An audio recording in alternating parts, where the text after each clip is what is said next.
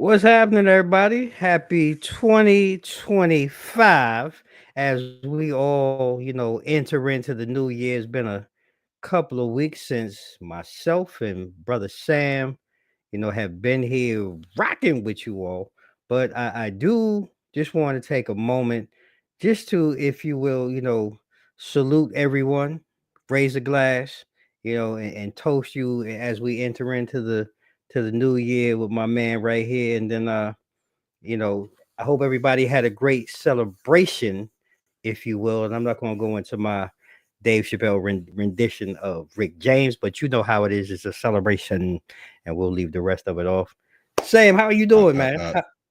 I am doing, my dad says it all the time. I am doing totally wonderful. I ain't got no complaints. It's 2025.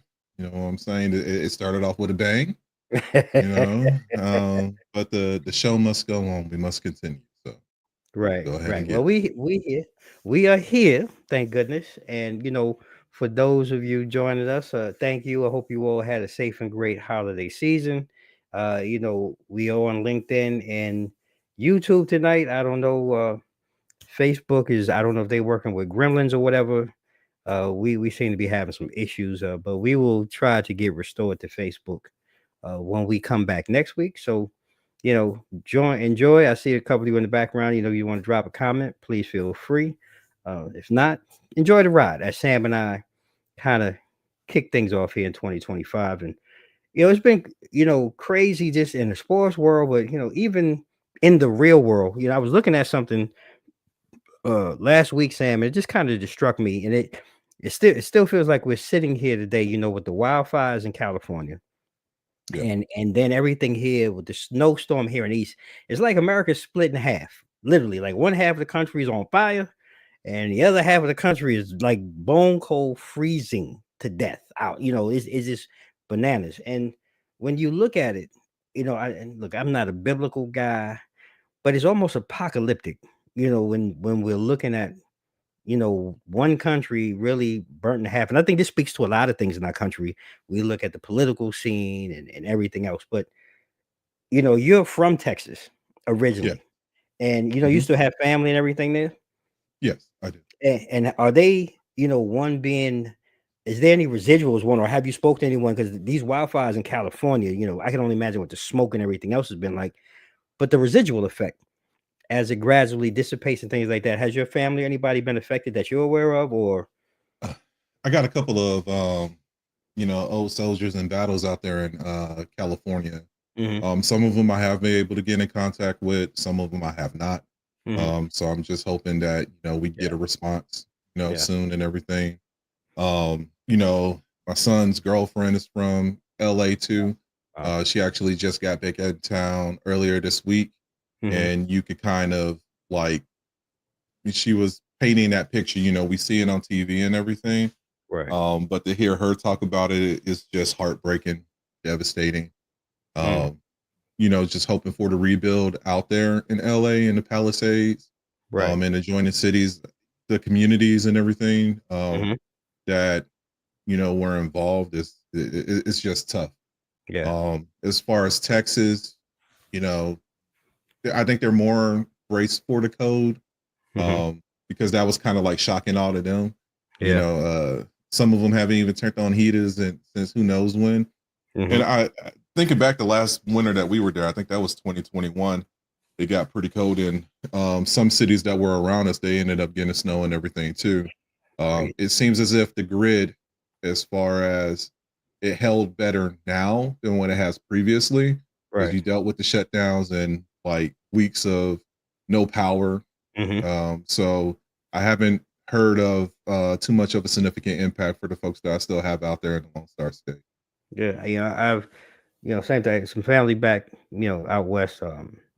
Thank God, we heard from, and they weren't impacted in the way of the fires are concerned. But it's crazy to think of, like, when you listen to the stories of how right before these fires were set, and a whole insurance company dropping people's homes, dropping them, their Right. coverage and things like that.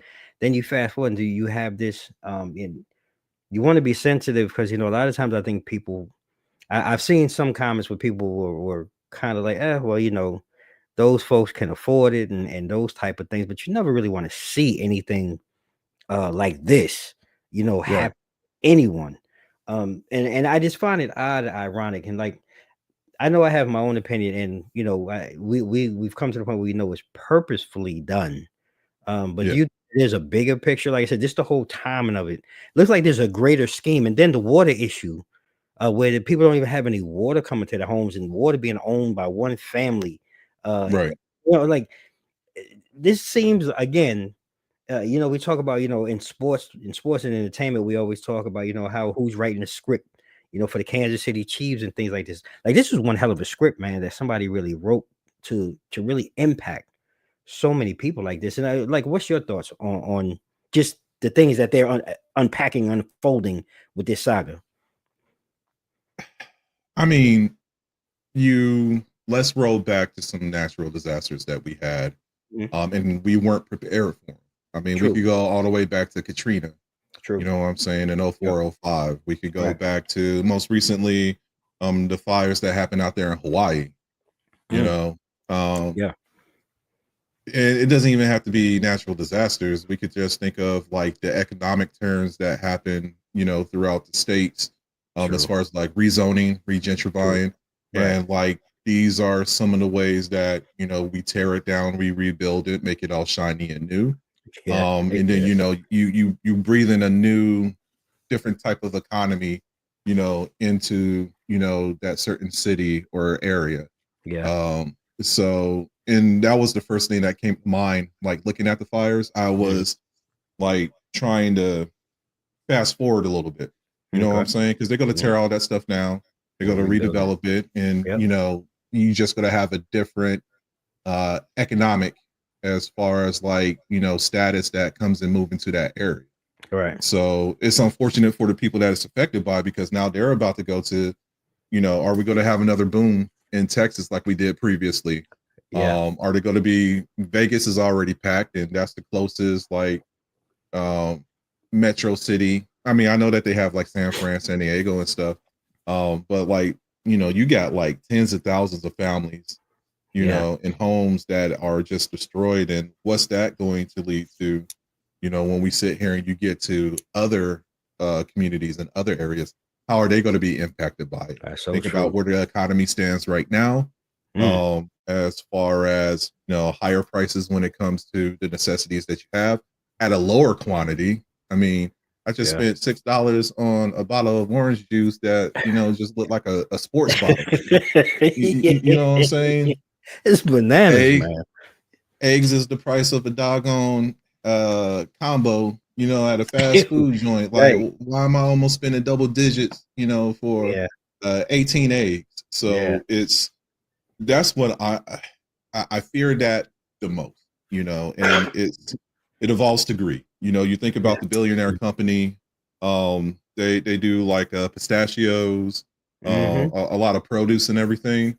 Yeah. And it's crazy to hear that they have such a The string, strain. or Yeah. that tight leash, Yep. wrapped around water. And I know that's, you're talking about California, that's a valuable California. resource. Yeah. You think about the fire department, Mhm. they had a reduction of force and manpower as well as equipment. Yeah. So, they weren't prepared for this. At all. I It's good to mean, see other communities that are coming in too.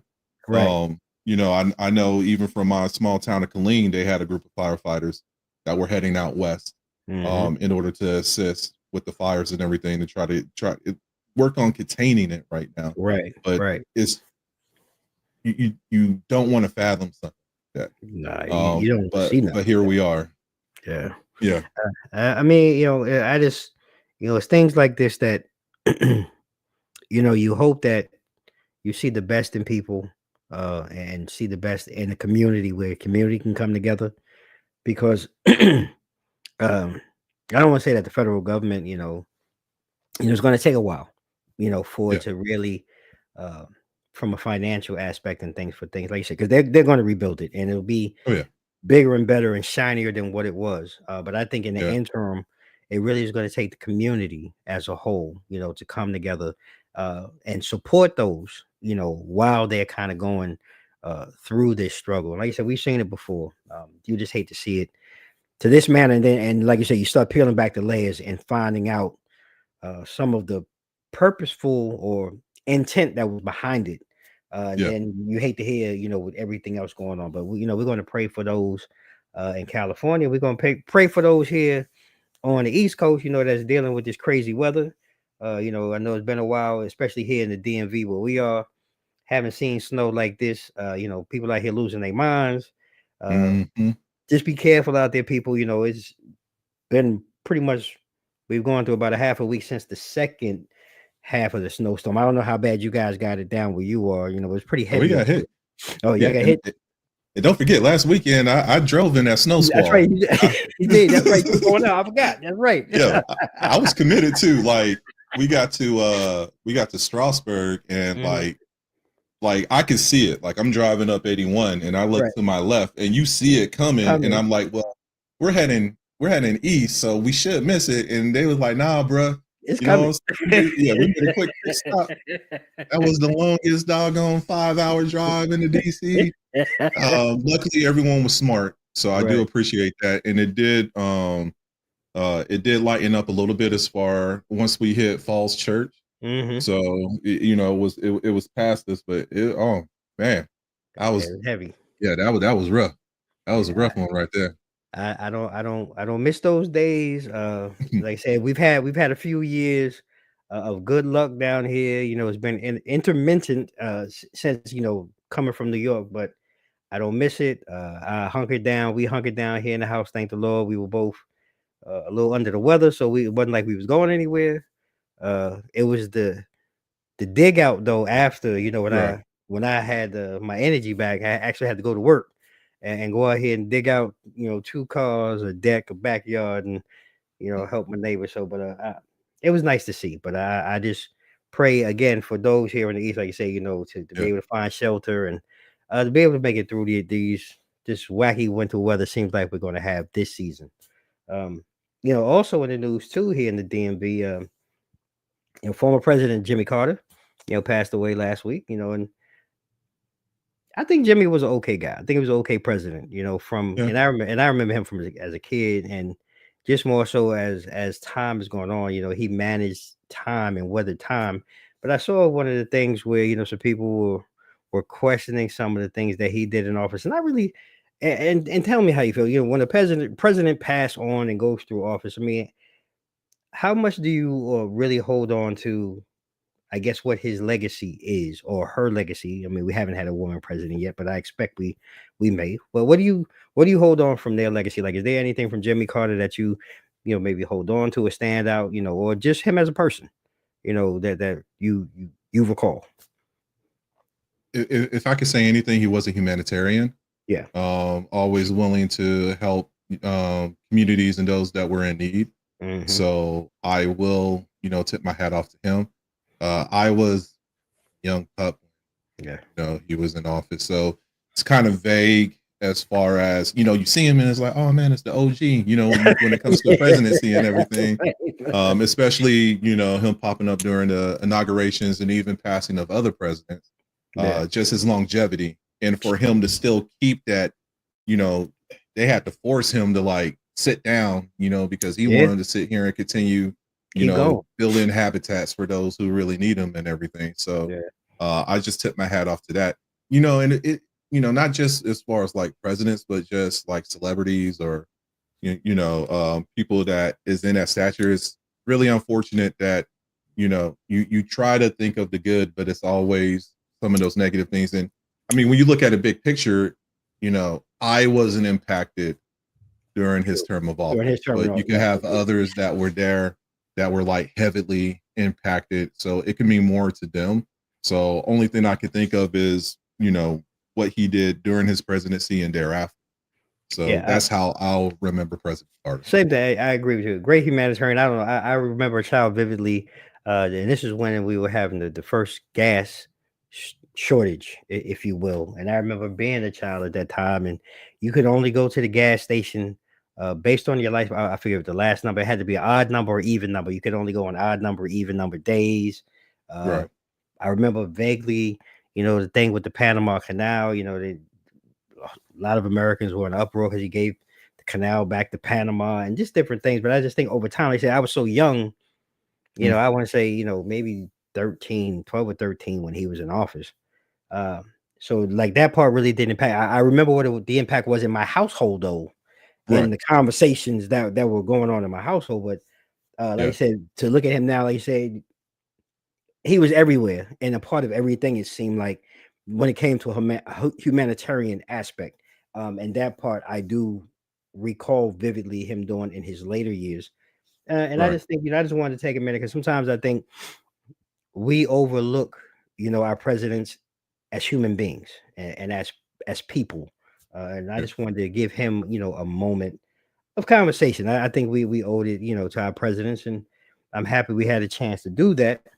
But I do also now want to kind of get into, some of the meat of things as Mm-hmm. we move over to the Warriors here and the CFP, the college football playoffs. And Here we're we going to go. be looking. We're looking at Ohio State. Going up against the Irish, and I want to kind of begin in the Orange Bowl with how Notre Dame got there against Penn State. Right. And I mean, I'm just gonna call it luck of the Irish. I'm gonna call it what it is. We were briefly talking about it, before we got on. I don't know what Drew Allard was thinking about, throwing, you're trying to throw the ball in the ground, but this is a bad decision. I'm gonna call it bad play calling at the time, luck of the Irish, and all of that. And when Gray snagged that ill-advised pass, that was really I mean, that was the game with 33 seconds left on the clock. We're gonna Oh yeah. call it what I think Penn State for the most part of that game. I won't say in the driver's seat, but with the back and forth, I think at that time in the game, I think they really had it within their grasp, to go ahead and seal the deal and punch the ticket.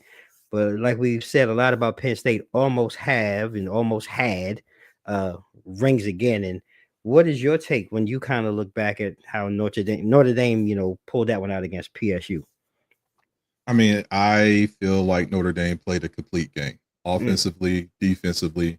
They made the stops when they need to. They held the doggone quarterback to 135, yeah, and I'm surprised that he got that majority off of like little hitch passes to the right, to his running back and everything. right.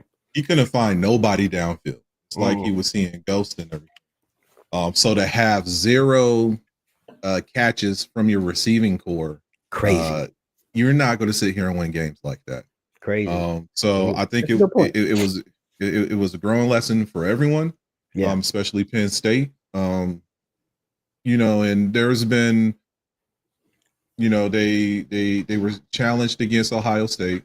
They were also challenged against Oregon when they played them as well too.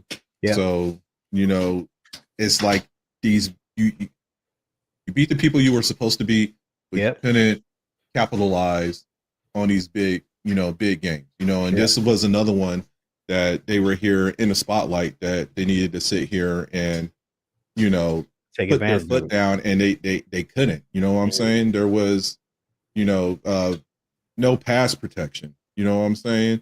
The quarterback was getting pressured like constantly and everything. Hey, So running all of for his that life. raveled up, and now they were pretty much playing catch up, especially when you got in the fourth quarter. You got Right. shut out 2 quarters between the first and the third. You know what I'm saying? So, the 14 points that they did gain in the fourth quarter, was it because it's like, all right, we finally got it together, or was it Yep. just the fatigue on Notre Dame's side? You Yeah, know what I'm catching up. saying? Catching up. Because the defense was out there so long, you know what Yeah, I'm saying, that, yeah. it was just, I hate Notre Dame, but Hey, look, I'm with they you. were the better team. Yeah, Yeah, yeah. they were the Look, better team. They displayed, like, I can sit here and sulk all I want, but like I can't, because they no, wanted it they more. That team showed up, you know what yeah, I'm saying? And agreed. here they And are, and playing for the I'm gonna come championship. back. I'm gonna come back to something that you said though, because when you mentioned, I'm gonna come back to it because I think it was a great point. Because I think that's gonna be one of the keys Mhm. For Notre Dame to have an opportunity, to play, and beat Ohio State, which again, I hate to bring up, be the bearer of bad news. We're going to the Cotton Bowl, and yeah, Yeah. Texas took a little bit of a lumping in that one, You you you 28-14. you're being light Yeah, and agree. I'm It's trying to ease into it for it you. no, no, no, no, no, no, no, no, no. We need to keep it funky. All right? I mean, look, to me, when I'm sitting here just kind of looking at it, it wasn't much of a game in the sense No. that, between turnovers, and I think that's really what stood out the most. Yep. Turnovers, the fumble recovery for the 85 yards to kind of clinch the Mhm. win. Texas just struggled Yes. um, throughout the entire game, Yep. and there was really there was no answer that I could really see. And like you said, talking about Notre Dame, Ohio State, they just showed up. They Yep. showed up ready to play on all three sides of the ball, and it showed up, in that game. And for Texas and what you saw from Texas, like how does Texas rebound? With the talent that they had this year and moving forward into next season. So there's going to be a couple of things that I have to factor into this. Quinn Ewer is Okay. going to be gone. I feel Yeah. like he needs to be gone. No knock against him. I appreciate him for the 3 years that he was there. Right. But you see it time and time again when it comes time. And I guess that's the thing too. You beat the teams that you're supposed to be. When it comes to the big games, you can't. They had an opportunity to sit here and watch Georgia twice, lost True. twice. Then you come over here and here it is against Ohio State. So now you have this big talk between the SEC and Big Ten and who's the dominant one. Yeah. So it gets frustrating for me because it's like you're saying that you're the best program in the SEC and you had 3 chances to sit here and show it and you didn't deliver none of the times that you were supposed to. Barely squeezed it out against the Arizona State. So let me go ahead and peel the onion back a little bit. That game shouldn't have been as close as it was, but we had doggone Scatterboo who decided to turn it up. You know what I'm saying? At the end of the fourth quarter in the OT, that man had almost 300 yards rushing or something like that. But on the flip side too, I think about it. We didn't have Isaiah Bond.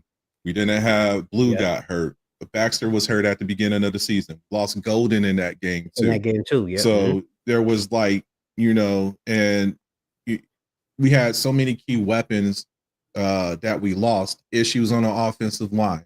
Not able to sit there and handle the pressure that Ohio State was giving them.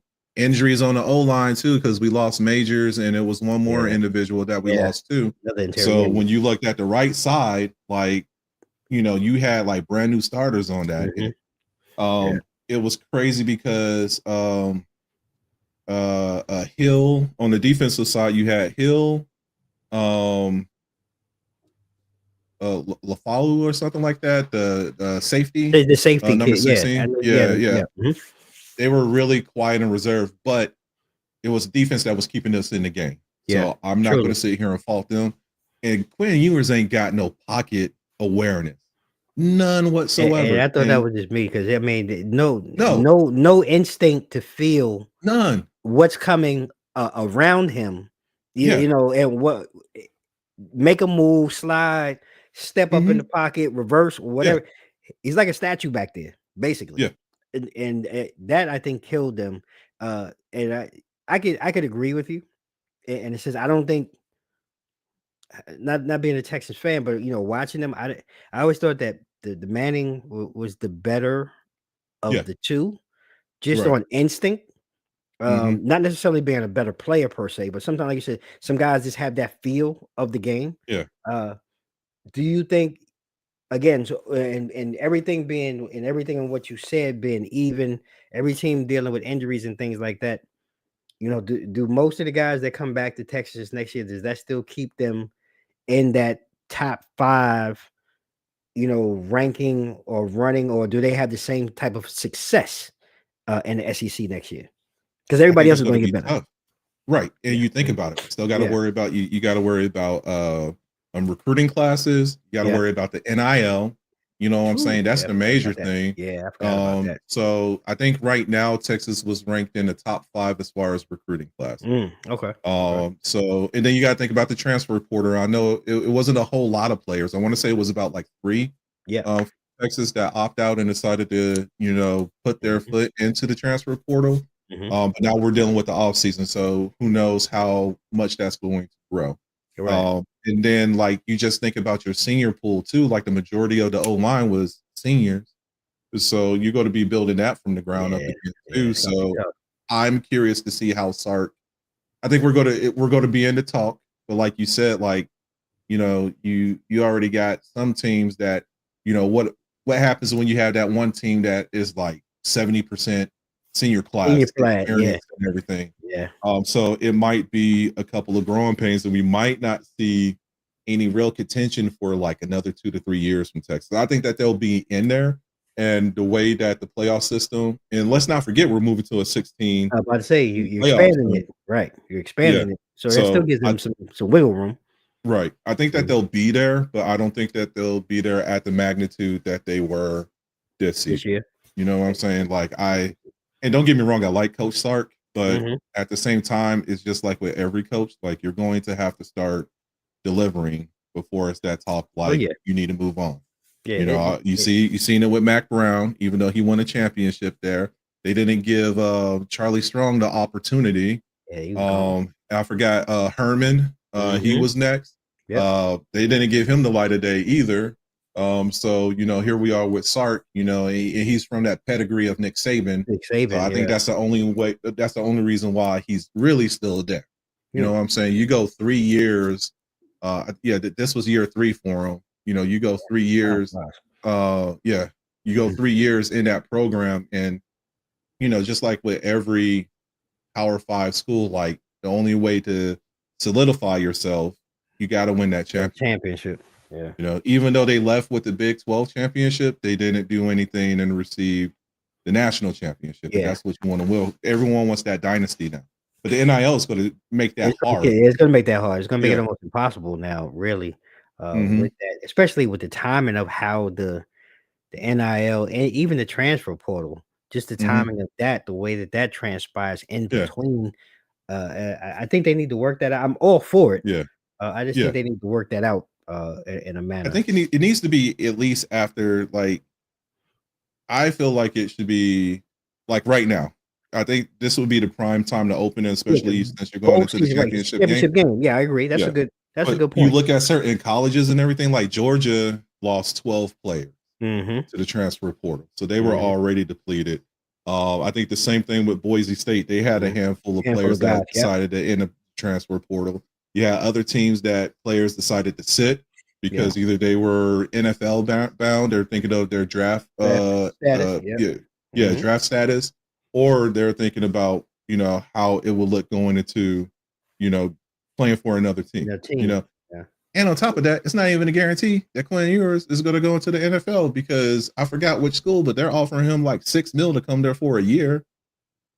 Carson Beck transferred from Georgia to I know Miami. Miami. Yeah, Yeah. yeah. So But yeah, those are this looking for might not be the opportunity. last that. Yeah, this not might not be the last that we see of Quinn. Okay. Yeah. We this. I'm all for it. Like I am all for Hmm. it. I do believe that the student athlete deserves to get what he or Yeah, she can get. But I you're just right. think when it comes to college football, I think we need to maybe reevaluate the timing of the process Yeah, for both. Because it's killing a lot of teams, like especially when you get to yeah, this time of year. And you're looking for these games to be closer, tighter, better yeah. matchups. And because of that, we haven't seen that, in my opinion, in some of these games. So I think we need to kind of, like I said, revamp that and look at it. But now that And let when me we let me. look, yeah, mhm, I was just wanting to add one more thing. And what mhm, worries me is with the NIL is like the NFL changed when they start getting these blockbuster deals and everything. right. Um, you know, athletes are playing less. You know, Oh, for real. just they get the bag, and their productivity just starts to Drops. trickle down. Hmm. So it to me it dampened like the excitement of turning on the TV and looking at these matchups and everything. So Good point too. fast forwarding. I'm hoping that college football doesn't evolve into this, but it's you can start You seeing can that see trend. that trend happening. Yeah. Yeah, and that's when it's gonna now you're starting to take away, because like when I look at the two, I get more excited for college football versus the NFL, Agreed. because it was a point that only thing I had to to to win or to gain out of this was repping my school. You Right. know what I'm saying? But now it's like, now they're looking at like where the money at. Yeah. You know what I'm Yeah. saying? That's what it all So boiled down to. That money. yeah, yeah. Yeah. So But that you bring up a it's good point. becoming king, and we'll see in the upcoming years. No, you're right, man. I couldn't agree with you more. And we move to the championship game now. We look at the matchup, and I think what you mentioned about the Notre Dame game against Penn State, I think it's going to hold true in this finals matchup. Ohio State defensively, I think, not even defensively. I just think across all three phases of the game, I think they're better. They're talented. Right. Um, but I think Notre Dame has to follow the kind of the same blueprint Right. going up against Ohio State as they did against Penn State. To me, the biggest thing is their quarterback. What's his name? Riley. Mm-hmm. He's probably going to break pocket a lot. He's talented on the move and on the run, but he's going to need some receivers and some other players to make the plays when they need to make plays. Right. And most importantly, though, I think this one for them, they have to win the turnover battle. If there's any type Mm-hmm. of turnover, they have to win the turnover battle to stay close. Because what I'm really afraid of is this Ohio State team could potentially blow the doors off Notre Dame if they get a hold of them early, Mm-hmm. and they really get into a rhythm. Me personally, I just don't see enough talent offensively from Notre Dame. If there can't be a firefight, it can't be a Right. shootout. It has to be Yeah. low scoring, tight game, kind of similar to that Penn State blueprint. Mm-hmm. Because if they don't, I think it's just going to be a blowout. Personally, The advantage I give, to me, the battle is going to be in the trenches. mm-hmm. And I do give that to Ohio State. Mm-hmm. Just looking how they manhandled Texas front four, and them were some big boys up Big there. boys, man. But like, damn, Ohio State was averaging like 320. That's an average. And then like when you see them get off the ball too, and that's what got me. And I said it before the commentator said it. I'm like, they were pushing Texas line 2 yards forward. Back. Yeah. Before the running back even got the ball. You know Right. what I'm They saying? So already he in the was backfield. he was getting major yardage in Mhm. advance just because of the O line right there. Right. So if they could keep that going, and then you got to open up that play action, like it could get ugly for Mm-hmm. Notre Dame. You know what Yep. I'm saying? I don't think that I agree with you. I don't think that they'll win a shootout. I don't think when you look at the weapons, and even between the running back, what's the freshman receiver they got? I know He, you're talking. he's amongst the two. You know what I'm saying? It's too many weapons, and they didn't even utilize him That's what in I the say. Texas game. That's what I was gonna say. They didn't even Yeah, utilize him to his yeah, potential. full potential. Yeah, Yeah. exactly. So Mhm. like, it's going to be a doozy right there. So like you said, like they have to go, 3 and outs. Yeah, they're gonna have to Both force. sides capitalize on the Yep. turnovers and everything. That's how they go to win the game. Because Yeah. if you give doggone Ohio State an inch, they go to they go to get major Man, yardage off yeah, of, that's and what I they said. will exploit you. That's my fear. Like I said, you go through this whole process, and this being the first iteration of this college football playoffs. Um, I would like for it to be a close game. Uh, Mm-hmm. make it competitive, keep it juicy, to kind of keep people coming back. But like I said, looking at it, I just see so much potential for a blowout. And in your opinion, because I know my take on this first one it's been meh. This first iteration of the college has been because like we talked about, NIL, transfer portal, and a lot of different things going on as these games are being as we're getting closer to them. So, to my opinion, a lot of teams weren't at full potential. But I think it can get better. And once we expand to a 16 team, I think gives it even more flavor. Just my opinion. But what has been your experience and take on what you've seen so far in this first iteration of the college football playoffs? My biggest thing is that they should have just had flat 1 through 12 in the playoffs. I like that. Like I feel like winning your conference could lead you into the playoffs, but it shouldn't give you one of those top four seeds. I agree. You know what I'm saying? That the only team that kind of like was like okay was Arizona State. Like I feel like they justified themselves. You know what I'm saying, with both their games that they played. But other than that, like let's keep it simple. Your top 4 teams get the buys. Everyone else has to sit here and do the regular playoffs and everything, and then you get into like your semis and all that stuff. But it's just and the tough part is someone's always going to be left out. But just keep it 1 through 12 or 1 through 16. Like I think that's the format. Yeah, that's the format that you need to have, because now you're over here griping like, why is this person ranked higher? Their strength of schedule didn't even compare to this, this team right here. It cuts it all out. It cuts all of that out. It'll nullify everything. You get that one through, because you had like 3 or 4 teams when they did the announcement of the seeding and everything that was still within. You have 4 teams that was within the top 12 that didn't even get picked up. Mm-hmm. You know what I'm saying? Some of them was like, I forgot who was ranked 8th, but they didn't even make it. You know what I'm saying? So like just keep it like that. Keep it simple. Keep it nice. I'm with you. We don't need to make this too complicated. And I'll say that too. I agree, that format that you talked about, I think should kind of play into, the NFL side as we jump into the NFL, and we've got the wrong title, but we talking NFL here.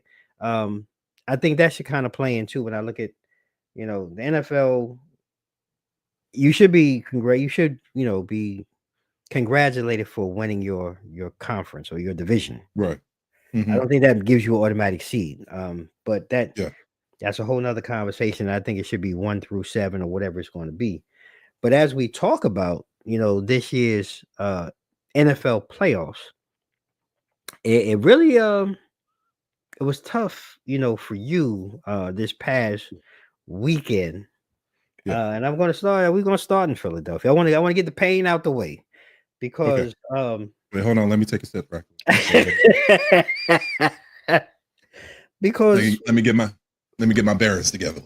Because look, all I can say is this game was a compilation of, in my opinion, when I watched it and I was going through it in my head, a compilation of one major thing that we talked about and you harped on pretty much all season as we talked about this, when it came to Jordan Love and the pickles, man, and the turnovers.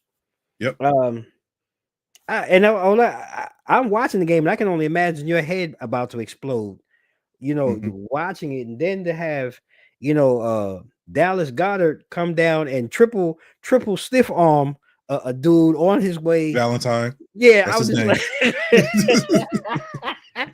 I was like, yeah, like who does this 3 times, dude, on the way to I mean, it was bad just on Green Bay side. And the flip side, to watch Jalen Hurts come back from concussion. It wasn't a great game, but he came back. He threw for, it was under 150 yards, but he played with no hesitation, no skittishness in his return from the 3 weeks off.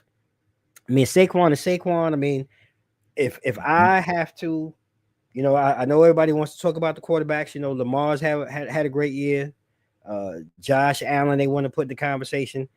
I feel you got to put Derrick Henry in there. But if I'm going to put money right, like Saquon to me is by far the biggest difference maker on any team, for any team so far this year. And I mean, he was true again, in this weekend.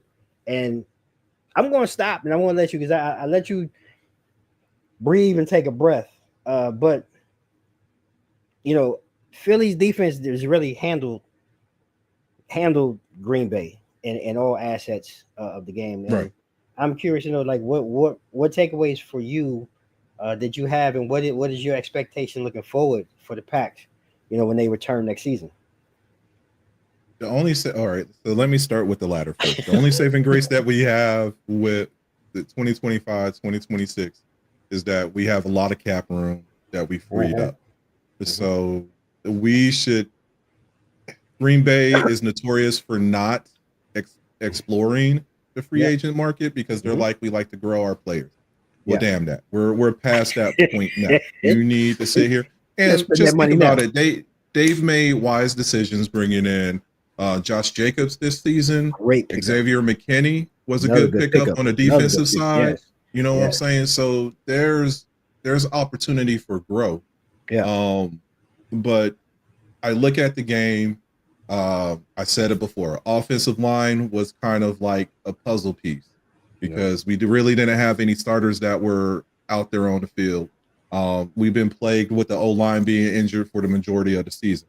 We had Bullard out in the secondary. We had Jair Alexander out in the secondary. And the youth show. You know what I'm saying? Valentine been there for like 2 seasons. So I would think that he would know by now. So that lets me know we need to go ahead and get rid of him. Evan Williams was out too. So those are like key 3 starters in the backfield. And we've been seeing that, especially for the latter half of the season, as far as like, they can't cover nobody. I don't even know why we keep on running zone, like the zone 2 or something like that. Yeah, cover 2 type. Yeah. So like it's been exploited like all season. So it's like, get rid of that. Look, no knock against Jordan Love. I look at his stats. I think he had a higher passer rating than what he did last season. Yeah. I think he was 62.9 last season. He was 69.2. So plus minus 6. Right. You know what I'm saying? So that was good, but he went down as far as total yards, and granted, he missed 2 games. So I'll give him that too. He had 10 fewer touchdowns this year, but the same amount of interceptions. Interceptions is what's killing him. Yep. He's damaging Christian Watson. Keep on lobbing this doggone ball down the field. Every time he goes for like that deep threat, someone gets hurt. Dobbs got a concussion one time. Jalen Reed got hurt one time, and he was out for a couple of games. True. Christian Watson, it was like every 3 games he would get injured from running downfield trying to go for the long ball. Like it's small yardage. I was saying that all season. The small yardage is what counts, and then we could sit here and get feed Josh Jacobs. Right. We didn't do none of that. So Matt LaFleur needs to go ahead and do some soul searching. Maybe he need to go and turn his phone off and wander in the doggone desert for a couple of weeks just so he finds his zen, and then just health for the team. Period. We fired our strength and conditioning coach last season, brought in a new one, but injuries still plague the team. So it's like, what is going? And we never rebounded. You look at the Rams, which we're going to talk about. They bounced back. You look at the Chiefs. And they went lost 1 game, and they didn't really have their starters either. Nope. So I just look at all these teams and how they gradually, their players got healthy and they were able to get back in the game, and I'm like where are we at? Yeah, man. So it's true. It's going to be.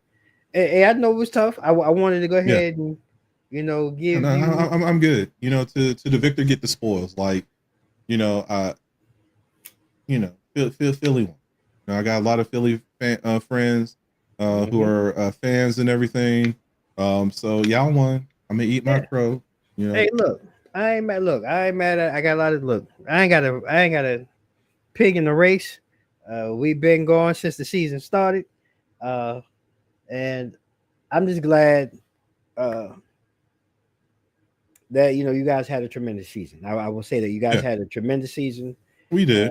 And I mean, it's still a feat to be where we were at. It's still out just how the NFC North dominated. I know we go to talk about another team from the North too in a minute. Yep. But I think that was a feat by itself too. So will they repeat next year? I don't know. I think it's going to be, you still look at the NFC West, with Arizona, San Fran, and even Seattle, like they had their injury bug too. So how Yep. do they bounce back? It's going to be another division that's going to have like um Kind of that flip same and flop. momentum that the NFC North had, this Yeah. year. So Yeah, I mean, the NFC North, man, was killing it. We're going to get back to the NFC North, but I want to go to the best team in New York, the Buffalo mhm, Bills, and they took on right. the Broncos. So look, I was on the Broncos early in the season. Hmm. Sean Payton and Bo Nix giving them a hard time. Then they found their stride in the middle of the season, like you say. Bo Nix is basically a 10-year veteran, coming out of college Yep. already. So Super senior. super senior. He came in, but on this day and during this game, it's no match. Right. Buffalo's experience. Uh, Josh Allen was phenomenal. Just kind of looking at his numbers: 20 for 26, 272 yards, 2 touchdowns. In addition, he ran for another 46 yards on another 8 carries. So, uh, and really the number that stood out to me, I had to highlight this in my notes. In the first 3 quarters alone, he was 14 to 17. That's 82% for 227 yards. And I think that kind of speaks to offensively where they were. And really on the other side, Buffalo's defense really just shut down the rushing attack for Mm. Denver. They were limited to just 79 yards for the game. Yep. And Bo Nix was their leading rusher with 43. So, and then a couple of things that stand out, if I remember, like their receivers, just no hands. Yeah. Denver's receivers had no hands. It had to be at least 3 drop passes, if not more, during the game. And Baltimore, Buffalo just kind of established its dominance, and this game wasn't even close. Yeah. Yeah. I mean, you said it all. You know what I'm saying? I had Buffalo going to the Super Bowl.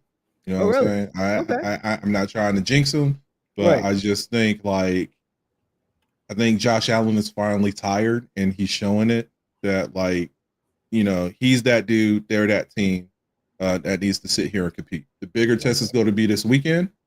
But like you said, he for me, he's my leading candidate for MVP. I know everyone it's a toss up between him and Lamar. Now I think it's really Basically. going to boil down to this weekend Yeah, I was between the gonna say both of this them. weekend is gonna be the Yeah, tiebreaker or the yeah, decision yeah. maker. It's going to be the decision maker. Yeah, Yeah, yeah.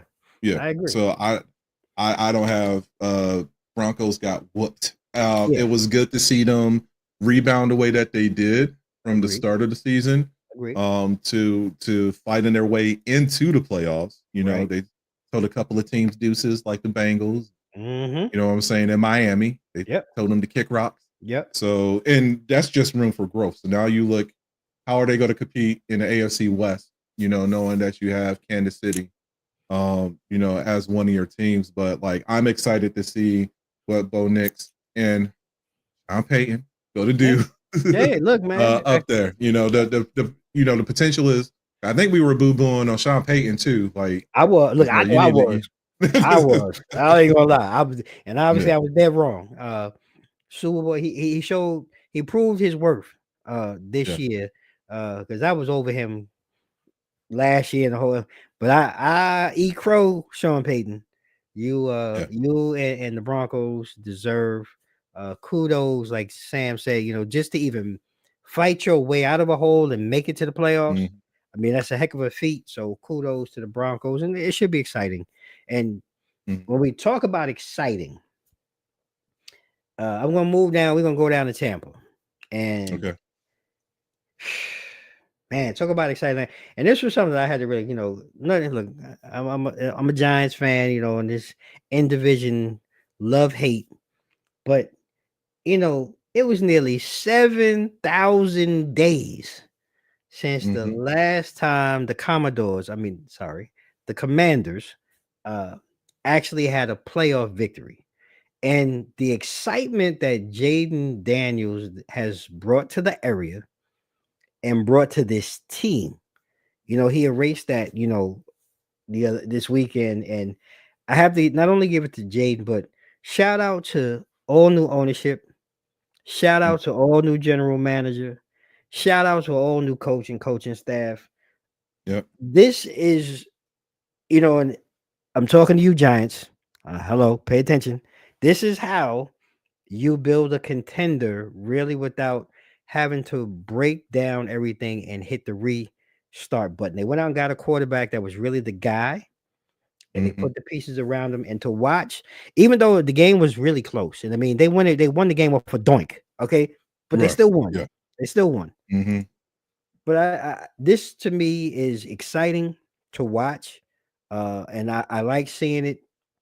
And I really, when I first thought about them going to Detroit, I was like, Detroit's firing on all sides, but this kid is dangerous and he brings an energy that's infectious to the Mm-hmm. entire team. And I think, Yeah. when they play Detroit this week, it's going to be a lot tougher and tighter game than probably we expect. What's your thoughts? No, I agree too. That the 6 and 7 seed is always those scary ones. Mm-hmm. You know what I'm saying? For me, just for the simple fact that they really don't have nothing to lose, Yeah, going into, the game and everything. true that. So, and like all the momentum, like real talk is with Washington right. Mm-hmm. When you look at how they perform, especially towards the tail end of the season, they Right, were winning. You right, know what I'm saying? So right. they're just continuing, what they did during that last, quarter of the season. Yeah. So I would be nervous if I'm Detroit, just for the fact that we're scraping and we don't Mm-hmm. know like when it's actually going to catch up to them. And Right. this could be that game, especially on the defensive side, that they start showing those chinks in their armor and everything. Yeah. And like that second, because you got a smart quarterback with a good pocket awareness. He Mm-hmm. knows when to scramble, Yeah. and that's a true threat right there. And I don't think that Detroit really had to compete with somebody of that caliber, throughout, this season. So Yeah. this is going to be a real interesting watch. I think this is probably going to be my second game in the weekend. Yeah. I That agree. I'm excited to sit here and see. Look, there's really two games. Yeah, I think we Yep. both, the Ravens and the Bills, uh, Mm-hmm.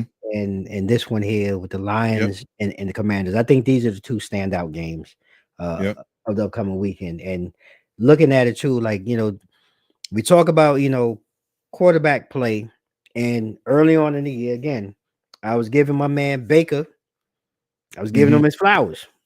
This Yeah. game, Baker of old showed up.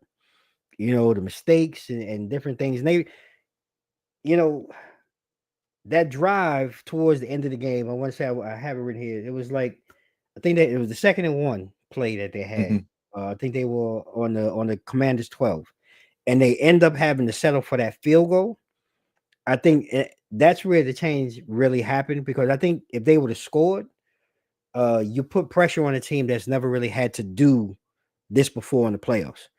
But by Right. settling and still having like 4 minutes left on the clock, really still allowed Jaden Daniels and Quinn and his coaching staff to just go out and play football. There was Yeah. really no pressure. So like I said, I'm excited to see it. I agree with you. They win it off the doink, and it's going to be an exciting weekend. And then on the flip side, we talked about the Ravens, uh, Mm-hmm. and the Steelers. I don't, and we kind of went back and forth with the Steelers won all season long. All season. All season, we did, Yeah. and we were both, I think, back and forth, just trying to really understand because I think not even think I feel like Russell Wilson pulled his best magic trick for like 6 to 8 weeks. He kind Mm-hmm. of gave us this iteration of himself. Is like, oh damn, Russ is back. Mm-hmm. But then the wheels fell off again, and we went back to old Russ. And I know we both talked early in the season. I mean, they were already 4-2 with Justin Fields, and I Right. felt they should have stuck with that. Now Mm-hmm. hindsight is 2020. But watching the game this past weekend, like Pittsburgh looks horrible. Yes. They just look terrible offensively. Then you see your boy Pickens in the interview after the game. They're asking him about the offense, and has it grown since he's been there? And he's like, yeah. He's like, well, do you think it'll continue to grow? And then Bro goes, nah.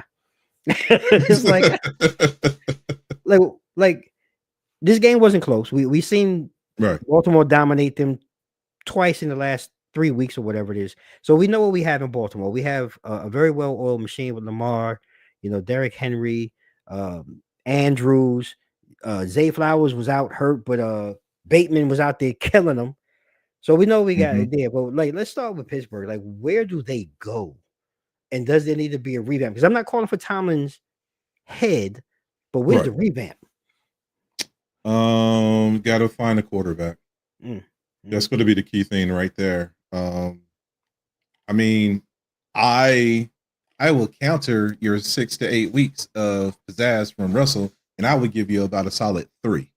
You know what I'm saying? Okay. And you sit here and think about some of the teams that they played against where he showed out, which was the Jets, the Browns. Who else do we have? The Raiders. You know what I'm saying? You already brought up 3 good points, right? You've already brought up 3. You brought up 3 good points. Because they were 3 of the worst. Yeah, and these are the games that he turned out against, and I think you could toss the Titans in there too. But like when it kind of feels like the Cowboys, because the Cowboys, when they were playing a sub 500 team, it was like, oh my gosh, like look at these guys right here, world beaters. Yeah, but when it came up to like potential divisional winners, like Russ was nowhere to be found. You know what I'm saying? Yeah. So that instability right there, like you can't like guarantee that he's going to pull out a win when he needs to. Yeah. You know what I'm saying? And honestly, like the defense is what really even got them into the playoffs, and they were like banged up too. Yeah. So it was more of the defensive end and how Mike Tomlin sits here and coaches that side of the field versus, this offensive prowess. You know what I'm saying? You have Pickens, but Pickens, 1 minute he could catch a ball for 78 yards. The next one he's running into the stands, swirling towels. Yeah. Like you don't know what's going to happen with him. You know what I'm saying? So it's, you need more than just him. Yeah. But it starts with and Najee Harris. But Najee Harris, he's about to hit that tipping point as far as the age of running backs. So I think he's already there. The way that they carry him, I think he's already there. So that's the other scary part too. So that's going to be the biggest thing, is like collecting more weapons to be competitive, because the defense is already there, but the defense is only going to carry you for so long. I was thinking that because like looking at those numbers though, because they got pounded like 200. They gave up over 300 rushing yards, and that's one of those things. Like again, because listening, you say it in my mind. That's one of those things. Like, has their defense just got run into the ground to the point where this is what the dam burst on this game, and they're tired. They pulled a John Coffey. I'm tired, boss. You know what I'm saying? That's what happened right there. Yeah, man. I mean, it's just one of those. Like they weren't in it, and they didn't have anything to. They didn't have enough fingers to stop the leaks in the holes between Jackson and King Henry. They just got smashed in the mouth, and like you say, they lost 5 games to close out the season. They were nowhere near the team you brought. Like I said, those teams that you mentioned, good points. Last 5, and there seems to be a familiar story with them. 6 consecutive, playoff games that they've lost, which is totally un-Steeler-like. But like I said, if they can kind of put some extra pieces around whomever they select as a quarterback, commit to a quarterback. I think, again, nothing against Russell, but I think it's time to let that ship sail. And I think he needs to be more of just a backup time, like a mentor. Yeah, it's backup time. You know what I'm saying? That's how I feel he should be right now. He needs to be more, bring in some young talent. Be the bridge quarterback, be the mentor. Yeah. Right. Yeah. I think that's going to be the key right now and he needs to get that in his head. Like, this is where I'm at right now. He needs, like Joe Flacco. You know what I'm saying? It doesn't matter what program he goes to. Like, if somebody gets banged up, all right, I'm there. You know what I'm saying? I'm gonna make it happen. Winning. Yeah. But other than that, I'm gonna be on the sidelines. I'm gonna help coach and develop, whatever young talent that you got in the game. Yeah. So I really feel like that's where his role should be at this point. I'm with you. I'm with you. Looking at the schedule, we're gonna go to Texas. Your Mm-hmm. Texans, man. And so this was the Texans team that now look, I get it, it's the Chargers. I get it. Mm-hmm. But this was the Texans team that I was expecting most of the season. And when I say that, like defensively, they were lights out. And they made the play. Look, Right. a couple of interceptions that were thrown by Justin Aber. Two of them weren't even really his fault. Straight off Right. the receiver's hands. But Mm-hmm. defensively, they made the plays. And Yeah. they really smothered, you know, uh, San Diego. I mean, 4-man front, straight pressure just from those four. They brought a couple of blitzes. Like it looked like San Diego had no clue what was going on. Stroud had a great game throwing for 280 plus yards. My man Nico Mm-hmm. Collins showed up. You know, Yep. um, Collins finished with I think it was like what was it, 7 catches for a buck 20 or whatever. Joe Mixon was on the ground running for 100 yards. Like this was like the complete game, other than you give the long pass, which kind of for a moment made it seem like, oh, here goes the momentum swing. And then my man Dicker, he does a Dicker move and he gets his block punt and he sweat instead of just getting on it, he swats it Mm-hmm. down and the ball goes the other way. He The went game, ooh yeah, like that. You know what I'm saying? like bro, this is not volleyball. Get on it, Yeah. like you know what I'm saying. So but this is what I was looking for from Houston most of the season. Now, I'm not gonna lie. On paper, going to Kansas City does not look like an achievable event. But this is Right. not the same Chiefs team that we've seen in the past. So I think the game Mm-hmm. might be closer than people will Right. give them credit for. But before we even get to that conversation, what was your take on the Texans and the Chargers? Uh First off, it's San Diego, not San Diego. Okay, sorry, sir. Thank you. Santiago. uh, I mean, I was looking at this game like, what in the world is happening right now? You know what Mm, I'm saying? Like, it was. I mean, you look at the yardage. They Houston led in every like ticker that you had: total yards, passing yards, rushing yards, yards per play. Led them in first downs. I think the only thing, uh, uh minus interceptions. You know what I'm yep. saying? Justin Yep. Herbert had 4 in the fourth. He had like 2 in the fourth quarter. Fourth Was quarter. it? Yep, 2 in the fourth Yeah. quarter. And that just shows you like that's straight desperation mode now. Yeah. You know what I'm saying? When he threw up those 2 pickles. I guess it was a wake up call for John. Is it John or Jim? Harborough brother. One of the two. John. What's the It's John? John. We'll go with Yeah. John. Yeah. We'll All go right, with y'all can fact check this later. Yeah. You know, Yeah. out there. They're the But same. But yeah, that guy. yeah. But I mean, it was. This was one of the hardest games to watch. I think out of them. You know It what I'm was. saying? Like there was nothing that the Chargers can do. They couldn't stop the run. They couldn't stop the pass. They couldn't get anything started offensively. Nah. So it was just a pain to sit here. The pressure that Justin Herbert was getting, the sacks that he received, like that was tough. And It then was. you have the question, like, are y'all even supposed to be here right now? That Like, it looked like they really didn't. yeah, And this they was look so out of place. Their record didn't match their performance it on really didn't. Saturday. And I Yeah, give that to D'Amico and his coaching staff. Like I said, to me, this was the Houston team that I was expecting to see all season. So yeah.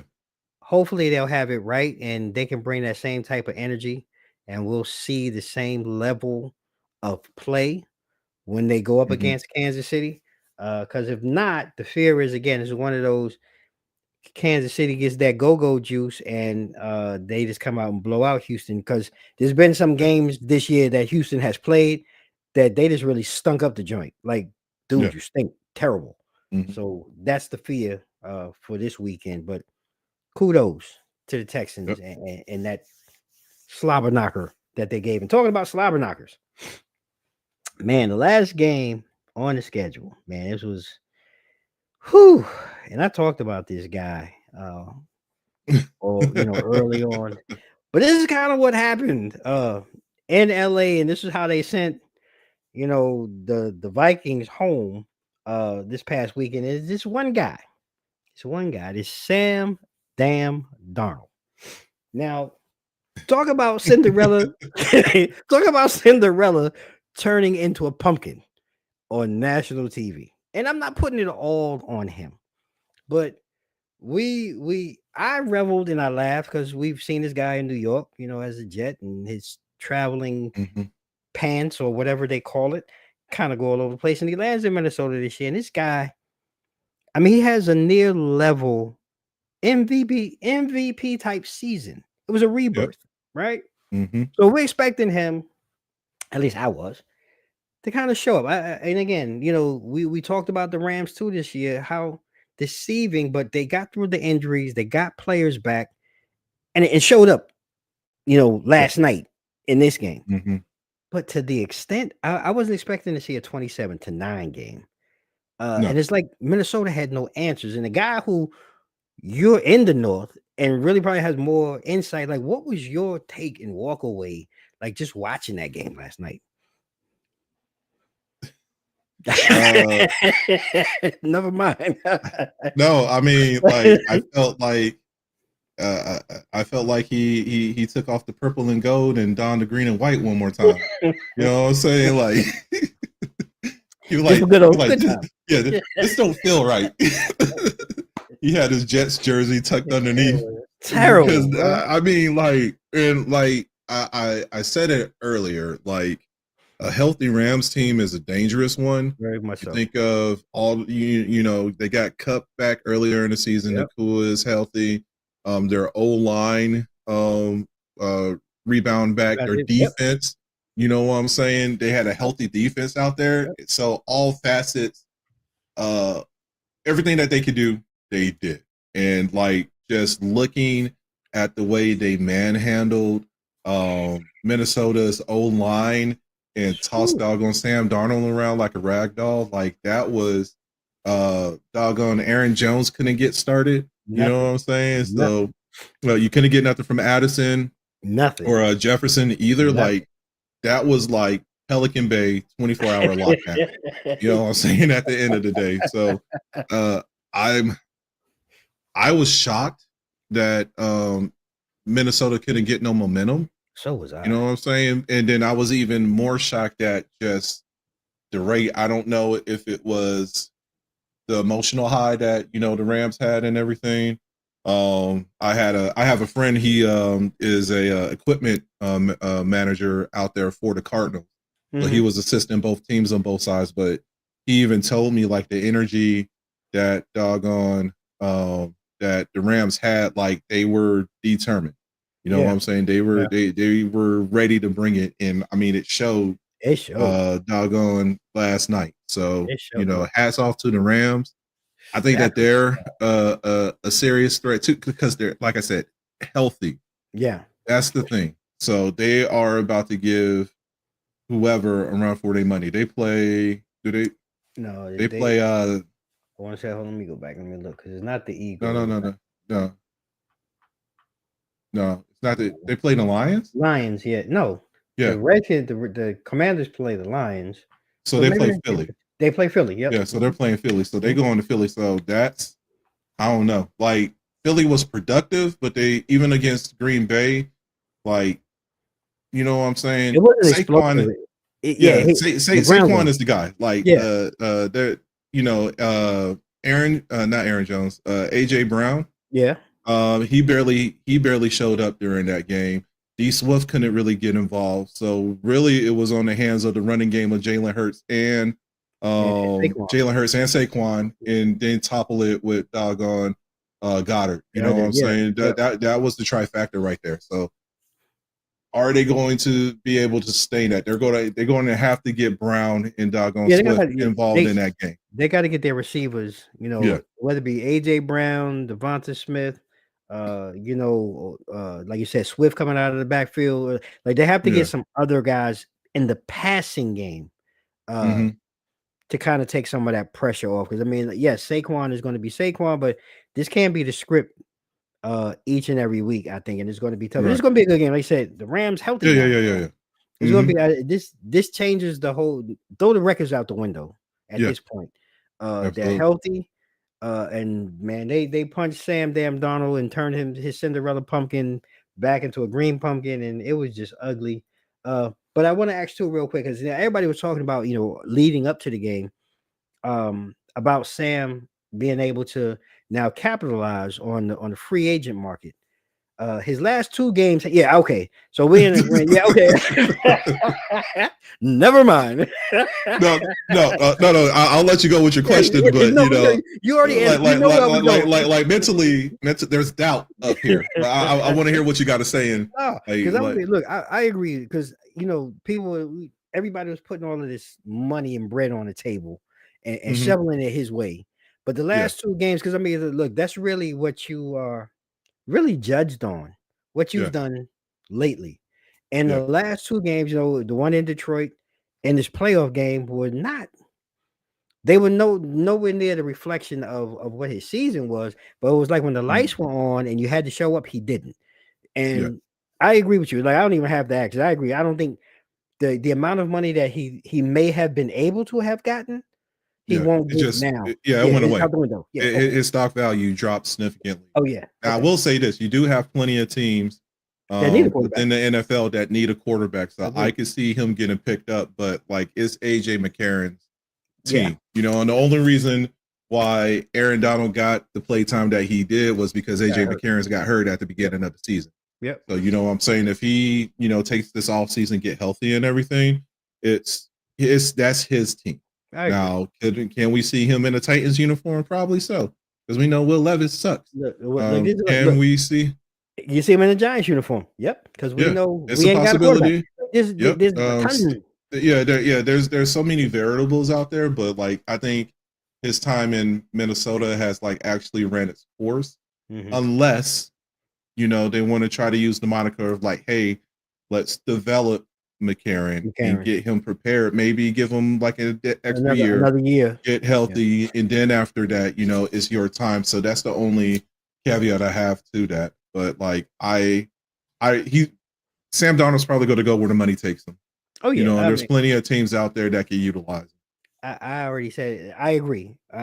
This is not to say a money grab. You had your best year, so take the money because, like you said, I think we all know, and you brought it up. We all know this is AJ's team. When AJ comes back, he's healthy. We all know this is AJ's team. That he was drafted for the future and for things like that. And little hiccups like this happen. But I think Sam has done enough to get himself another 1 or 2 years somewhere at a decent rate. And I think he's earned that from this year. Just the bag just got a little lighter after these last 2 weeks, and it happens. Yeah, absolutely. Yeah. So I want to try to transition. We're gonna talk a little NBA, man, because there's a guy that's running around in Miami, and they're not really happy down there with our brother Jimmy Butler. And I'm curious, because I had to really go back and look because this is not the first time with Jimmy, this type of situation. But I didn't realize, first of all, I didn't realize he was 35 years old. So let me start there. I did not, in my mind, put these numbers together. But this is his 6th season with the Miami Heat, and we can all agree that's coming to an end. He's led them to the finals twice, and again, it's like a blip because one year I want to say it was like the bubble year, something like this. It's crazy. 20 and 23. And he's been, suspended for conduct detrimental to the team. The issue here, to me, the biggest issue is, look, you effing around with Pat Riley. Yeah. Pat Riley don't really do the tango or the 2-step or anything like that. Pretty cut and dry when it comes to that. When you look back, he traded Shaq, and I mean, even though Shaq was past his prime, but Shaq, Sean Marion, I think the Tim Hardaway was a situation. Dwayne Wade, he let them all either sign to go somewhere else or got traded. In your opinion, let's start here. What is the issue? Do you think from Jimmy Butler's side? Because I don't think there's a Heat issue personally. Because I mean, you signed the contract and you signed to play there. Well, what do you think Jimmy Why I feel like I'm talking in the third person when I say Jimmy. Like, it just feels like a third person. But like, what do you feel It's like? Jimmy issue. Yeah, what's right? What's Jimmy issue? I'm trying to figure what's Jimmy problem.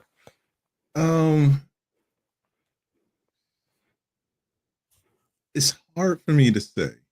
Mm-hmm. I think that he still feels like he's a high caliber player that deserves that high caliber money. But the problem is that like you have younger athletes over there with the Heat, you know, Tyler Hero, Adebayo, Yep. like you have he's really not the it guy, but you have to suit up in order to be the it guy too. With that being said, and you're coming towards like we're nearing retirement status. Yeah, bro. You know what I'm saying? And for you to even be on the Heat for as long as you have, like that's an accomplishment by itself. Normally Yeah. you get to like 33, 34, they're saying, "Hey, you know, you're just not a good fit with this rotation.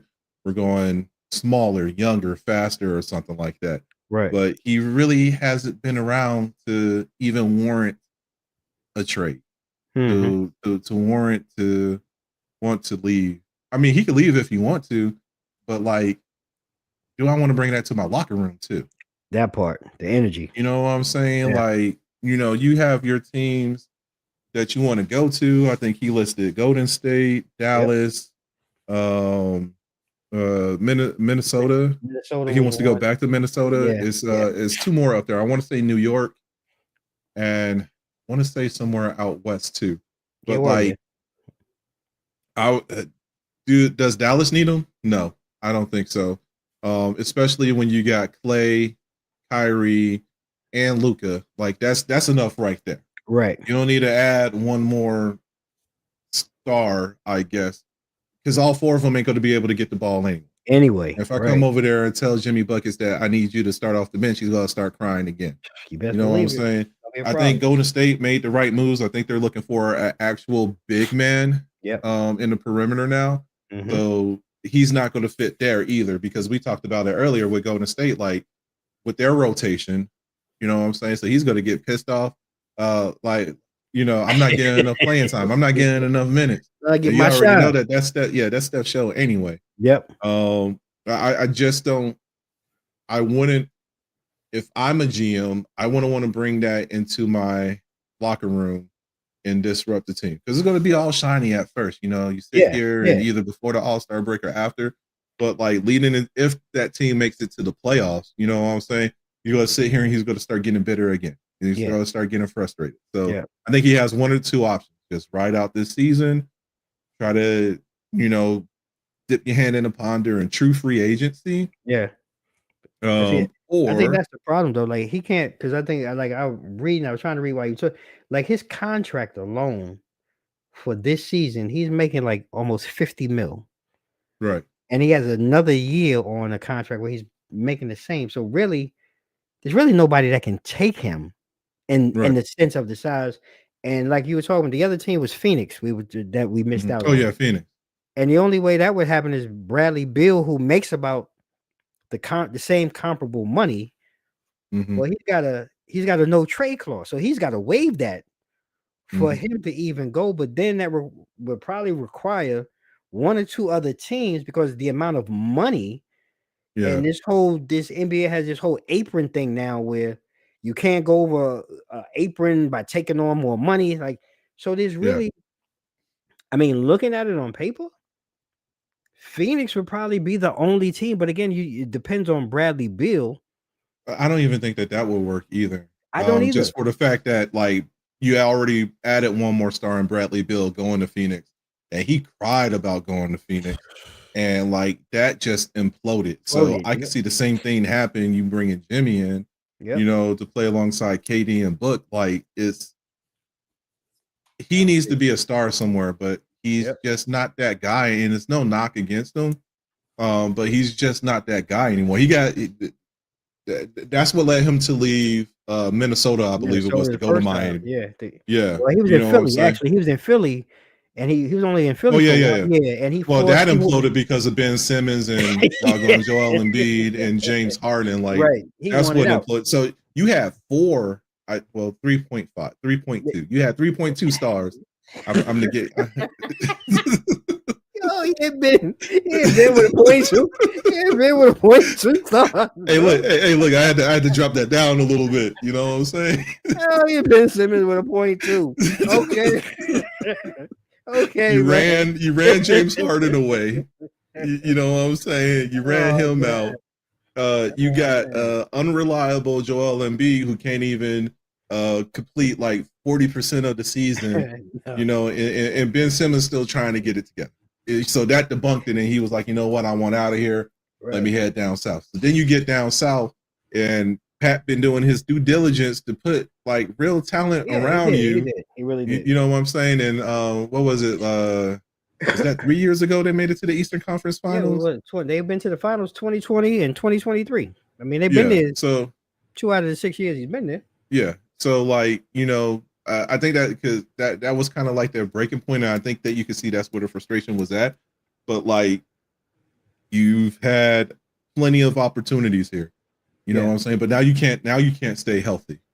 And like I said, and then your attitude, like you can't. I think that's the part too, though. I don't get going on TV or media saying like, you know, the love isn't there anymore. It's not fun. Like, get traded first.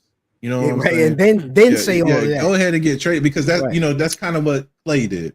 You know what I'm saying? Yeah. When he went to Dallas, it was like, it's time for me to go.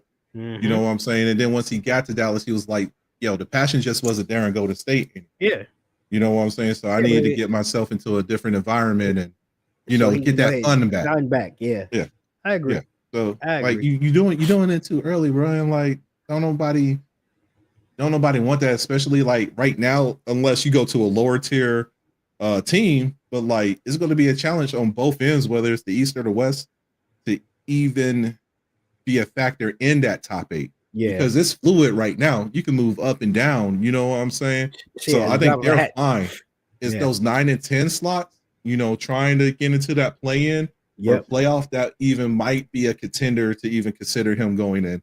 I don't, and I could be wrong, but I'm hoping that I'm not. I don't see any of the top 8s from the East or the Western Conference being remotely interested in bringing Jimmy Butler onto their squad. Look, I'm with you, and that kind of leads perfectly, because when I was talking about this, I agree with you, and it just made me think about those type of teams that are in a position that one have cap space, that are actually in a position this year that they weren't last year. They're actually competitive, and in a position to transition. And a guy like Jimmy Butler, I think, would be, again, and we just shooting for the moon here, just talking. But the team that came to my mind were the the Detroit Pistons. And when you look at the Pistons, you know, 1 year ago this time, they were 3-36. 1 year ago. Yep. Right now, 39 games into this season, they're just above 500 when I was doing this at 20-19. Yep. So that they're in the thick of things in the East. Yep. You know, you bring a guy, a veteran, who, if you look at Jimmy's game, he's a glue guy. He's known for his defense. He can give you points, tough points when needed. He's a ferocious competitor. Now, only problem, and we talked about it, attitude. Yeah. Mental attitude, mental fortitude. Would that be a smack in his face going to a team like Detroit, an up and coming team? You know, is he in that mentality? Because when I look at them, like that boy Cade Cunningham, and I got to find out if we related, because I might need to get some tickets. That boy what up, cuz? Right, you know what I'm saying? He's an emerging legit star, and the cast around him. You know, they brought in Tobias Harris. Jalen Duren is another solid player. They've got guys that are on the cusp of really, you know, taking that next step. And another team I thought of was Houston in the West. Another team on the rise. But I just don't think him and the coach there, Ime, I don't. I don't see that playing. But Detroit was like my first go-to, and I'm interested, like you said, because you brought up that point where I was going with it and how I was thinking that mid, that playing type team to that mid, fighting Mm-hmm. for a 6, 7, 8 spot. Yeah. This could be an opportunity for Jimmy too. And where else do you maybe see him? If not Detroit, is there a team that you see Jimmy going to? And then talk about Detroit, from what you've seen from them as well. I'm looking right now. If anything, the Lakers, because they're desperate to get Oh, like well, another player that's a in good there to point. help That's a good point. complement LeBron and AD. That's a very So good I point. can see in their 7th right now in the conference. Mhm. So I can see them maybe making a push for him. I don't see nobody else. That's Everyone interesting. else is on the outside looking in when I look at the Warriors, but I don't see him going there. I don't Nope. see him going to the Spurs because I think doggone Chris Paul will have a fit. Oh, Like I geez. said, you got the Suns at number 10 in the West, and I just don't see that fit with him. But I don't either. I don't I know don't see him making why. it better. I don't know why. I just don't see it. I don't either. Maybe the Heat and the Hawks talk about some type of talk Hey, because there's been talk for a minute about Trae Young leaving. So that could be a factor right there. think that honeymoon is finally over now in Yeah, Atlanta. Hmm. I think so. You know what I'm saying? Oh, Chico DeBarge, I think his time ran out there in Atlanta. Yeah, bruh. All this love. Yeah, they done with you, bro. They putting you on Yeah, skates out of town. I can see that. But like you said, money becomes a factor. Cap space. Yeah. I think they bumped it up this year for the NBA and made it like a $250 million cap or something like that. But like, who's going to want to take that? Yeah. So I do At agree with you. 35 Like, too. yeah, at 35, yeah, you're Mm-hmm. absolutely right, Mm-hmm. and that's why, like, Pistons are kind of they're a young squad, they're a growing squad, so it's like I get the veteran status of it, but Tobias is kind of filling that role Yeah. right Yeah. now. When you Yeah. look at the lineup and everything, Yeah. he's probably the most senior out of that. He's probably Mm-hmm. like still under 30, 30. Yep. which is crazy. Yep. But I really don't see a lot of teams that's I going to don't be either. like, we need him. We need an I don't either. he's not going to play the role that he needs to at I 35. agree. I agree. So, It's going to be interesting how it plays out. And then one other guy I just want to talk about real quick. We before we close out, Beignet, the Beignet Bandit, down in New Orleans, Lord. Zion. Mm-hmm. You hear trade rumors and different things going on with Zion, and I hear they talking about Brandon Ingram being on the market. Like, and I scratch my head. Brandon's been, perennial all-star, probably your best player. I'm not saying he's better than Zion. I'm just saying in the absence of, he's been your best player, your best scorer, your best everything. And I know he's a little bit older because I think Zion hasn't even turned 25 yet. But No. like, how long do we wait? Because as a GM, Right. you're looking at this here. Do you trade Zion now and you try to capitalize on what you can get in return and let the future play out? Or do you hold on to Zion and you let, like I said, parentally, who's been your best player in his absence, do you let him go? And he's a little bit older and hope you get something in return. Like, from your perspective, what do you think should or may happen? I think Zion needs to get out of New Orleans. Because like you said, Bourbon Street, all these fine Creole cuisines they've been catching up to him. I Blown out mean, they people. had to put a weight clause in his Yeah. contract. They had to restructure his contract Right. and put like a health clause. Like, if you cap over 285, you don't get certain bonuses at the end of the year. Right. And then the injuries is what's hurting him too. So maybe he does need a different environment. Like, send his ass to Portland. He doesn't need to be in a major like, you can't send him to LA. Oh, Can't no. send him to New York. Oh, no. Can't send him down to Miami. No. You know what I'm saying? He needs to be out of that. Major Light market. shines out there in New Orleans and everything. And I think that's what's hurting him. Even if he goes up to like Minnesota, what the hell is up in Minnesota? Yeah, You know what I'm nothing, saying? nothing much but You know what I'm saying? basketball. So these are he needs to. I think that's what it is. You know what I'm saying? You're in a city that has like one of the highest like obesity rates anyway, and like they are very Whoa. generous and portionate with Oh everything from the man, yeah, drink no to the lie. doggone food. You ain't You know no what I'm saying? So it's right there in front of you. So it's like, what I do? yeah, You know like what a I'm kid in the candy saying? store. Yeah, his little side pieces was ragging on him because you go inside his house and he got like Uber Eats bags full of McDonald's and everything plastered Everywhere, all around. So everywhere, bro. that's not a Not, good look either. So not a like good look, man. he needs to reinvent himself this off season. I don't, he's injured again. No, he just came back off He an just injury. I came think it back was off an ankle injury. injury. Yeah, yeah. Yeah. Hmm? So Yeah. like I just want him to last the All-Star break. You know Hopefully. what I'm saying? Yeah. Then take a week off, refresh, and then you got the second half of the season. But if he gets hurt in the second half of the season, that's a wrap. You know what I'm Yeah, saying? He just hasn't been consistent the and that's past me. 3 years, I want to say. His And whole career. yeah, I mean, the problem that we have now is that his games, his seasonal play is getting lower and lower. Yep. So, and it's impacting the team. And not only Brandon Ingram, but they brought in CJ McCollum, Right. for like that floor presence, that Yep. veteran status and everything. And like your star player can't even sit here and be doggone Yeah. healthy, you It's know what I'm defeated the saying, to whole. help you out. It defeated the whole game plan. Because I like when it happened and these things were I liked what they were doing. I thought Ingram Mm-hmm. and Zion were a great compliment. You bring in McCollum, Yeah.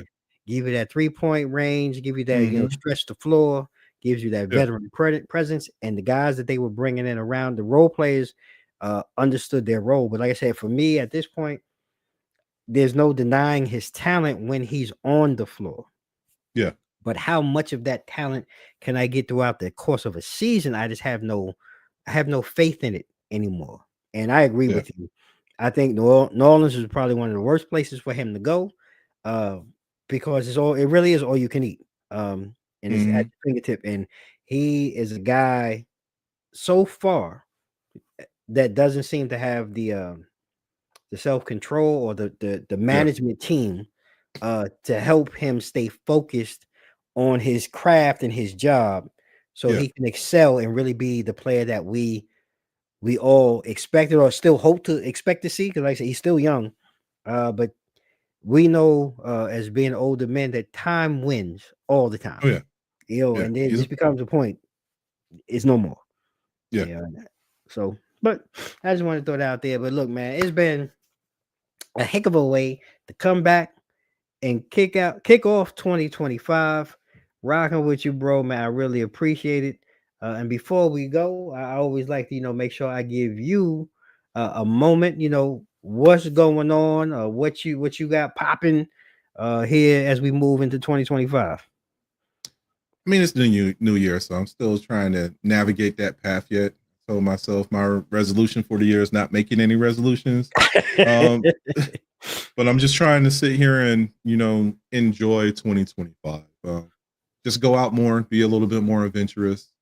Um, get back doing the healthy things that I used to do before. I think I'm out of that retirement phase of enjoying being lazy and everything. So I'm just trying to be more proactive. Um, and that's about it, man. I'm still gaming. So whenever anybody want to get on something, just come holler at your boy. Yep. Hey, Um, there he is. oh yeah. Yeah, I like that. Oh, yeah, if anybody want to grill, like come holler at Yeah, me. yeah. Hey, You know, look, I had to put that in there. I love a good cooking competition. So like He I does. bring the heat, the smoke, and everything else. And he So does. just come holler at me. So yeah, that's it. Yeah. Well, look, like you said, y'all can reach him at Old Sarge Gaming if you want to holler. You want to play a few games. Like you said, bring the heat. Sam like to get down on the grill and in the kitchen. We go out on our guys retreat. Man, like the burritos be banging. Like the breakfast burritos, y'all have no idea. Breakfast burritos be banging. But I appreciate you, brother, man, for rocking with me. Another episode. And ladies and gentlemen, I'm your host, Damon Cunningham. You can check me out across social media, IG, Facebook, Twitter, and YouTube, at Two Mics Up. You know, we doing it. You know, this year we bringing in our fourth award. You know, so award-winning talk show, real talk with dope guests. Me and Sam every Tuesday night. You know, bringing you the latest in sports, talk, and entertainment. We getting back into the groove. We had an extended play tonight. We playing the LP tonight. But we gonna get back in the groove and that continue. extended mix. Yeah, we Oh, gonna get back into. Yeah, one thing we didn't bring up what's that? is Mike McCarthy leaving the Cowboys. I Oh, know we're short for time. no, we You not. know what I'm Look here. We ain't sure. We got time. This is our show. saying? We can do whatever Yes, we want to do. So yes. go ahead. Let's talk about that. Because go ahead. Like I'm all ears. Go ahead. Go ahead. I'm listening. Yes. I mean, I knew it was going to happen. It had Like, to happen. I think it was the whole like hook and ladder, because the Bears wanted to talk to him and everything. Yep. So it was like they was like, nah, you know what I'm saying? You can't, he's ours. And it was like, you know what? He went to go unlock the door, and the locks were changed. They changed them up real quick, bro. He was like, who got the keys? Where they at?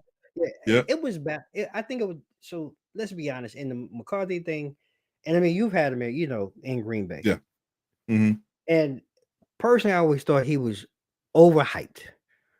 Yeah. I never really felt, and again, sometimes you're gifted with talent, and sometimes things gel and they just fall into place. But when I looked at him, I think this was a year overdue because I really felt this should have happened last year. Because I think what we seen this year, he really stunted the growth of whatever the Cowboys may have had. So now you're kind of hitting a reset without him. And me personally, I'm a Giants fan. Look, Cowgirls, I don't feel no way about it. And I mean, I don't. But it had to happen. But he's gonna rebound because somebody really thinks he's a good coach. Yeah. You know what I'm saying? But the conversations and the way that things transition and what we're hearing now, because one, I'm glad he's gone, but what about the possibilities and the conversations now? How true do you think it is about Coach Prime trying to come to Big D? I mean, anything is possible. When I saw that in the conversation, I was like, okay. But again, I look at his boys between Shador and Hunter. I mean, I look at Shador and Hunter and just the way that they progressed from playing at Trinity out in Texas to going to Jackson State, then going up to Colorado, and now your same boys are looking to go into the NFL now. Right. So what's the probability? I know he can't get both of them. True. But what is that probability that he goes to Dallas and he's able to scoop up, one of the two? Because I got a feeling that there's a possibility that could be in that type of clause, like, hey, we got to draft up. You know what I'm saying? So we can get into at least that top 5. Into that pool to be able to pick one of the two. Yeah. So I think this, if he does go pro into the NFL and coach there, I think that there's a plan behind it.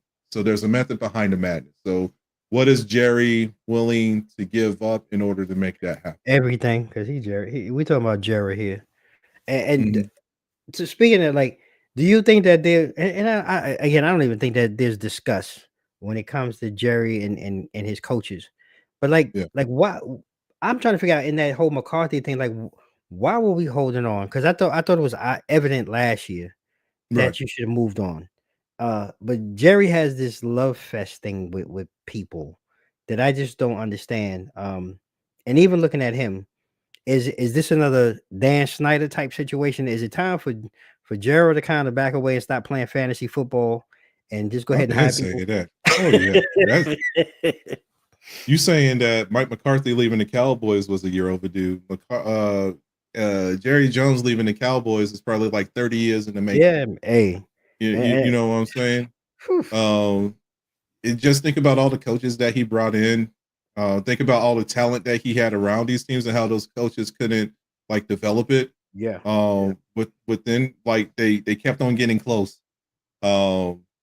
But they never capitalized off of it. They haven't capitalized off of it since the NFC Championship with Dallas and the Green Bay. What was that? It's probably been downhill since then. Ever since, yeah. Yeah, real talk. Wow. So like he's afraid. It's just like the WWE.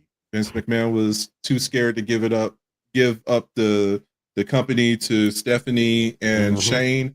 And it's the same thing with Jerry Jones and his kids too. He's afraid to give them that power. Yeah. And like he never really would get rid of him. Like he would still be around, but it's just like that control I think that he enjoys having. So he's going to have to roll over in order to make that happen. And like I ain't trying to wish anything ill will on him. Let me go ahead and play out. I know what you mean. I know what you mean. Like, I don't mean roll over like that, but he needs to roll over and get out the way. You know, he needs to pull I think he said something to that nature too. Like, you know, in order for me to give up this team, I'm gonna have to die. So yeah, that's a little bit too much there, Jer. But you and the rest of the Jones family get it together. We look forward to seeing you in the new football season. Can't wait to see how we match up again. Mike McCarthy, whatever, bye guy, beat it. But that's the end of today's conversation, ladies and gentlemen. Hope you enjoyed it.